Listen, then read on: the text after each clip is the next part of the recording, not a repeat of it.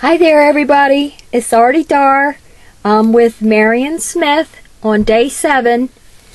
Day 7. 31 challenges, 31 days, 31 videos, and a week has finally gone by. It seems like it's been forever for a week to go by. So here's what I have planned.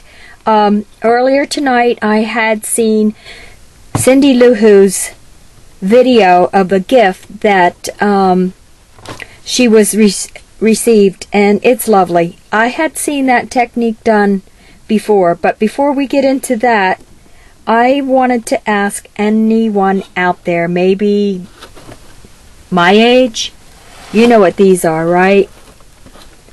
Paper towel holders, MoonTape. MoonTape. Back in the 50s, it was popular to drop your pants and flash a moon, kind of show your butt. Well, I don't do that these days. That's just not appropriate behavior for an adult at my age, but I'm sure there's people out there that are still wearing their pants down to their knees and like to show the moon. Well, anyway, I save them, I use them, I love them, and this is what I've done with a few. Taking the Big Kick, fun toy. Taking your tabs so that you can get your different dies in here and your different folders for embossing. I'm using the Tim Holtz, what is that? The Tim Holtz embossing folder, and I'm going to run it through there. One of the MoonTape holders. One of the TP, you know, the toilet paper. Something to do. I don't know, am I cheap? Am I trying to keep it green? Or just like the challenge of doing something a little bit different? These aren't new. These have been done before. I've seen them online. I'm sure if you Googled, you can find lots of these done in lots of different ways. And I know all these girls that are watching these videos are intelligent, you're smart, you're creative, you won't have a problem making these and having fun with them. And if you find you're accumulating too many of them and you're not making the little mini books anymore, stop saving them. They take up space and we don't need them. I love boxes. This was Michael's find, you know, the recipe box, and this is what I did with some of those MoonTapes. This one's a grunged up looking one. It has some more Tim Holtz things and a tag, and this one's just really bare, brushed with some inks, and then you can get your tags in there. Here is another keeping it green. I like that little bird charm. Some of the stuff off of a vegetable bag. One of the flowers that I made, grunge, some bling, and yep, punch a hole, set it with an eyelet, and get your tags in there. And the tags can be fun. You can put your picture, a wallet-sized picture, on there, slip them in on one side, journal on the other. Has a little glimmer mist, and that's how they go. Put a little decorations on them and make little tiny brag books and mini books, and you know, they make a real quick, easy gift. And people don't have to know that you save your toilet paper rolls. I won't tell them. It's fun. I like the embossed ones. They could be fun. Alright, it's another one that not embellished or ready to go yet, but get your things squished down and cover them with paper, and if you want them nice and flat, you put them between a stack of books or something heavy on top of them. They'll get nice and flat. Okay, besides that, these have been around.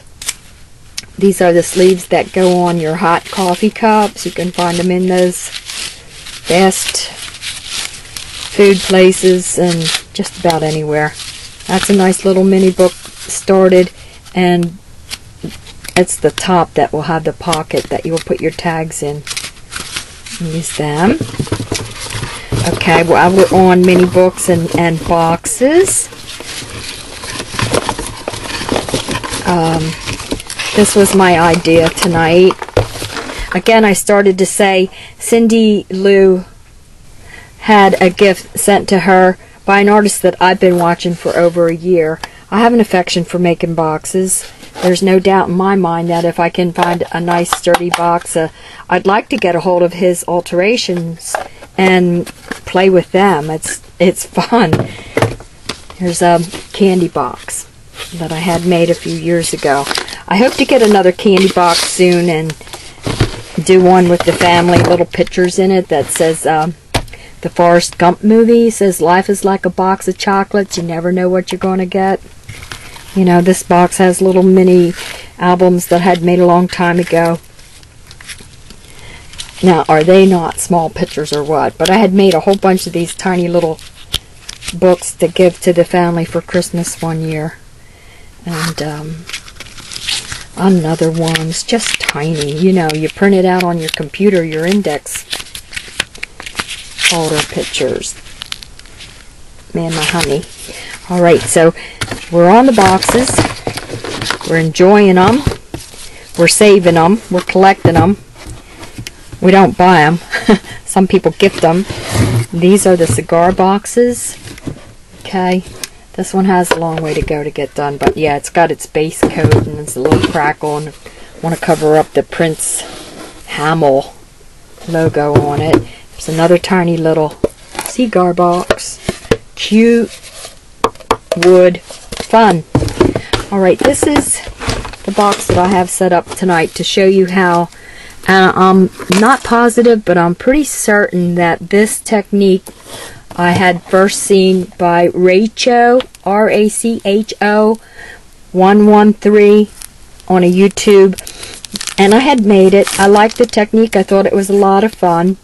Abstract number 3, Valley by ArteDar Mariano. This was done August 2010. And what you do is you take, believe it or not, so simple, aluminum foil. And this one has seed beads and bugle beads and just that kind of stuff on it. And because it's a non-porous surface, the aluminum foil being a non-porous surface, the alcohol inks, the Ranger alcohol inks lend themselves to be a real good product to put on this and get it going. So that's what I'm going to try to get done real quick, or at least show you the start of it. There's different methods. You can take your lovely gel medium or any kind of glue like that, start just gopping it on, get your little pieces underneath. Now the thing about that is that's all well and good and nice, and I don't mind doing the gel medium, but it takes a while to dry. So I'm going to cheat just for time purposes and get out that trusty glue gun. And maybe some of the glue will show through, maybe it won't. It's just the idea to get it down on there so I can start covering it with the aluminum foil.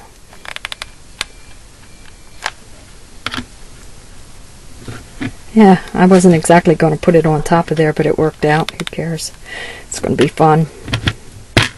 Get down there and don't burn me again. The gun burned me. I didn't burn myself. You know how that goes.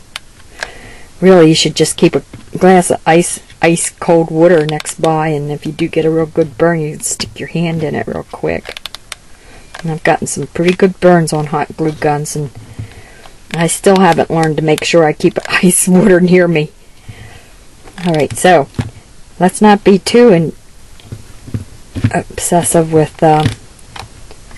too much glue here, but I think because it's a large surface, kind of spreading these out might make it easier to actually get the aluminum foil pressed on it. Here's another little guy. Okay, I'm all about the steampunk, you know that. So here we go with gears and circles and round things. Not hard. So now you would want to get into your gel medium and get some of that down on there so that when you start putting your aluminum, it's going to stay, right? That one's moving around because it wasn't hot glued. So I'm just going to Give it a nice coat. Her box had a beautiful three-dimensional wing. I loved it. It looked like an angel's wing. Take some of that glue off. Bunch up the paper. Don't tell me I've already been on for 10 minutes. That doesn't seem possible. Hurry up, Dar. All that work to crunch it up, and then I'm going to smooth it out again. Maybe I won't use that. Maybe I'll just go right directly to this one. It's going to crump bubble up. Up. How hard is that? That's not the hard part. Making sure your aluminum doesn't tear. Actually, I use the heavy duty aluminum that you would use like for a great big roast, or there's different grades, different thicknesses, but you get the idea, right? Right. I know you ladies out there are smart. I've seen some of the things that you make. I'm impressed. I'm enjoying this 31 vids, 31 challenge. I really want to be able to do some kind of art every day. So, you know, you want your lid to go back on there. That's going to get trimmed up. Put some medium on there. Fold this back. For time purposes, I hope I get this done.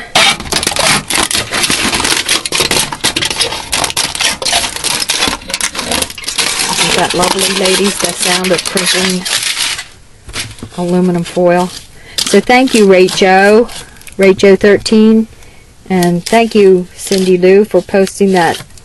You know, I know this gentleman, this guy's name. I've been watching him for over a year. I love mixed media. I love his art. He does some really wild and crazy things, and yes, he is cute. He's just as cute as Tim Holtz. They're both cutie patooties. Well, no, cutie patooties, I guess, are more girls. He's handsome. He's funny. So now you get to see pretty much what that's like. I'll hurry up a little bit more, darn, get this on here, and get to the other fun part. Alright, you got that all on there, you're smoothing it down, you've got your 3D textures. Isn't that cool? How much more can you smooth it down? I don't know. You got it going on, but let's get to the next step real quick so everybody knows. Going for the ink. Yes, I put my glimmer mist in bags when I spray them. Yes, they lay here like this. Poor little things. That's my stash of glimmer mists and alcohol ink. So I think I'm going to go for a little bit of plum, Tim Holtz alcohol ink. You can dab it around if you want, but I don't mind getting messy. It doesn't bother me. Just smear that in there.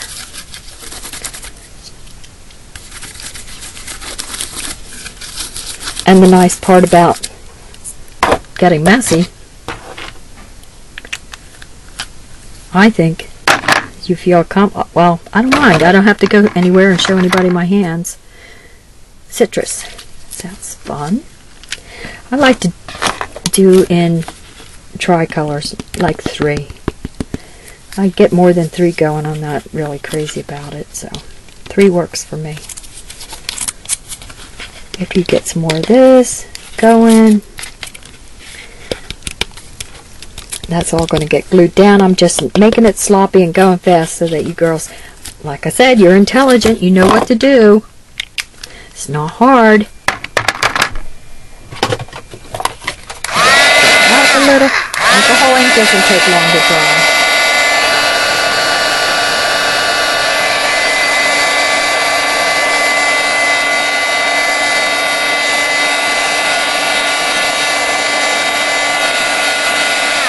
I liked it with the key on it too. I thought the key was quite cool.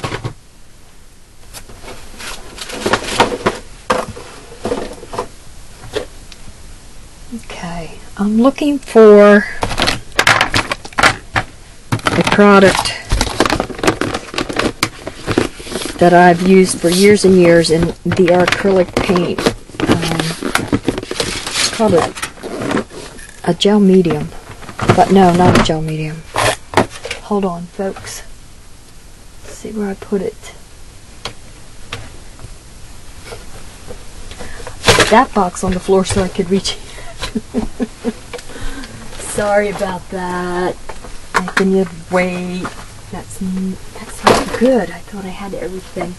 And I had everything but one product. Okay. So this is what I'm looking for. Antiquing gel. Home decor. There's lots of different companies. Delta, Cream Coat, whatever. But this is what I'm looking for. This one's brown. Another brown. I like the black. There's a blue. Alright. Antique, no. That's in a blue. So, I guess I'm not going to find my black. Woo! That's nice and messy. Let's not get too messy. What's the time? Good grief, I think I went way past what I wanted to. Get this on. Put that in the water. Take a paper towel. And of course you're going to try to get the high spots and let the low spots. Take the high spots off and let the low spots stay. It's antiquing. Okay? Get it? Was that fun? Yep. To me it was fun. I'm going to keep going with this because I have some rub and buff. The Patina, which is this blue. This blue color is the Patina in the rub and buff. They have gold and black and silver and lots of different colors. So I hope you enjoyed that little process of my Day 7 challenge. Thank you again, Marion. Thank you, girls, for your kind comments. And keep going. Let's all keep going. We got a whole week in. 3 more to go. Thank you.